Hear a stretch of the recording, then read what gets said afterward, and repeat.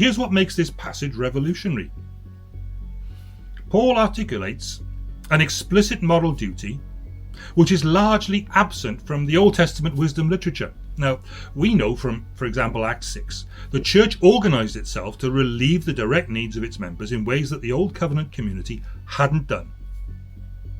Of course, you do get mention of work shyness in the Old Testament. Proverbs is good. Proverbs 10:4, lazy hands make for poverty, but diligent hands bring wealth.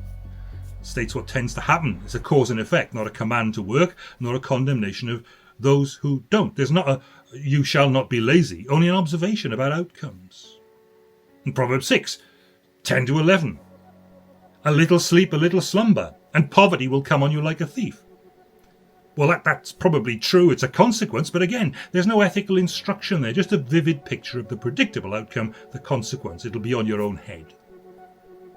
And then in Ecclesiastes, you can go to Ecclesiastes 10:18. There's a great example in the warning delivered there. Through laziness, the rafters sag. The rafters are timbers of your roof. It's just pointing out in visual clarity the pragmatic link between neglect and decay. Don't look after your roof's going to fall on you. It's not a moral denunciation. It's a cause and effect. But here in verse 10, Paul focuses on the moral issue and the church discipline that should follow the neglect of it. We gave you this rule, he says. The one who's unwilling to work shall not eat.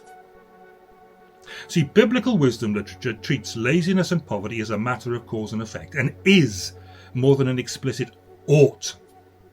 It relies on observation and experience and pattern recognition in life, rather than divine decree or prophetic denunciation. But what Paul is talking about here is a feature of the function of the way a church should be, the body of united people in Christ.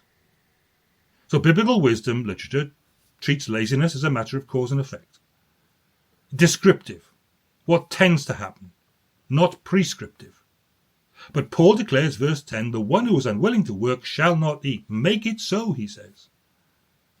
And this focuses squarely on the moral issue and the church discipline that should follow the issue's neglect. Why this development? Because the church was organized to relieve the direct needs of its members in ways that the Old Covenant community wasn't. And with Acts 6 and with the appointment of deacons, we see systematic care for community members being institutionalized within the body of the church.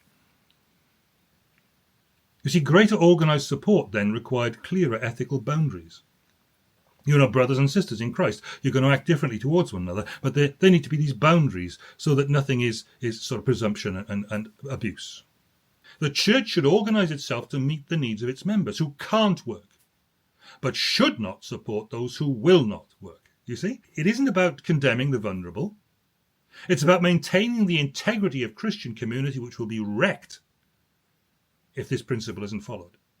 It'll divide the church.